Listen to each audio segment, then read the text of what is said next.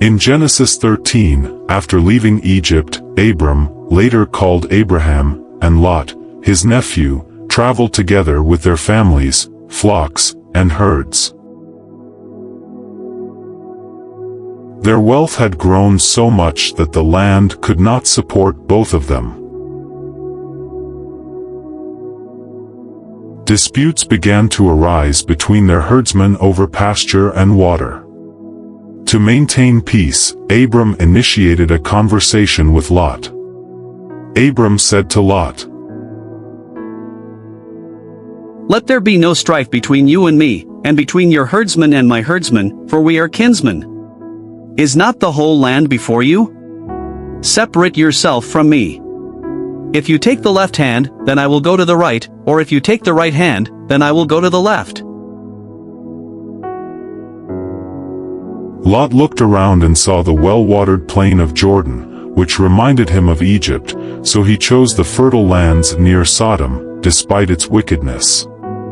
He said, "I will go east, to the plains of Jordan." Showing humility and faith in God, accepted Lot's choice without argument. After Lot departed, the Lord spoke to Abram, saying, "Lift up your eyes and look from the place where you are northward and southward and eastward and westward. All the land that you see, I will give to you and your offspring forever."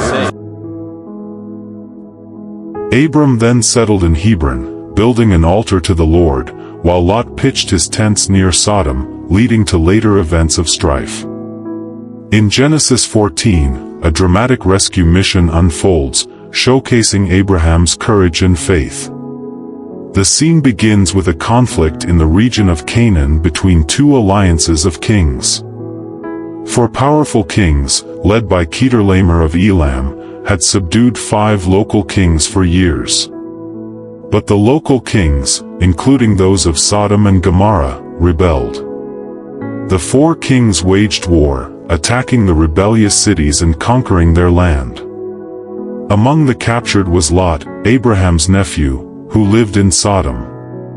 As the invaders plundered the city and took captives, Lot and his family were swept away in the devastation. A lone survivor escaped and found Abraham.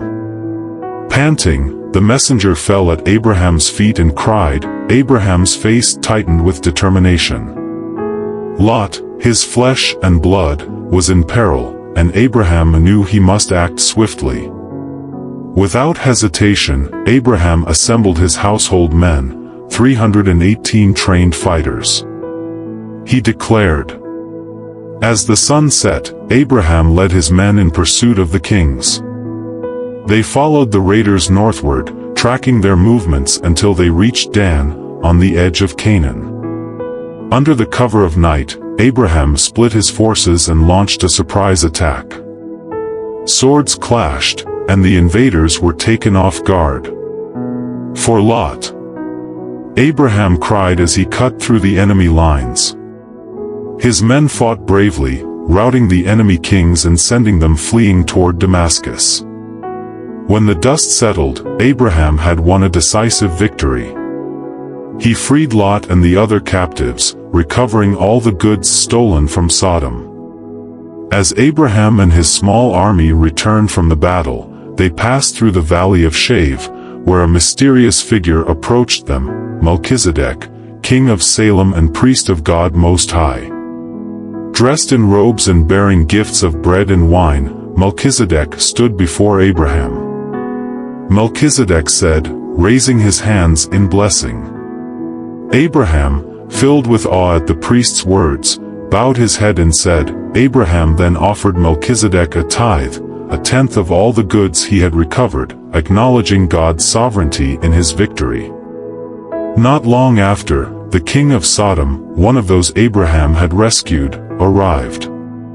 "Give me the people, and take the goods for yourself," he offered, thinking Abraham would be eager for the spoils of war. But Abraham stood firm. Abraham's loyalty to God was clear.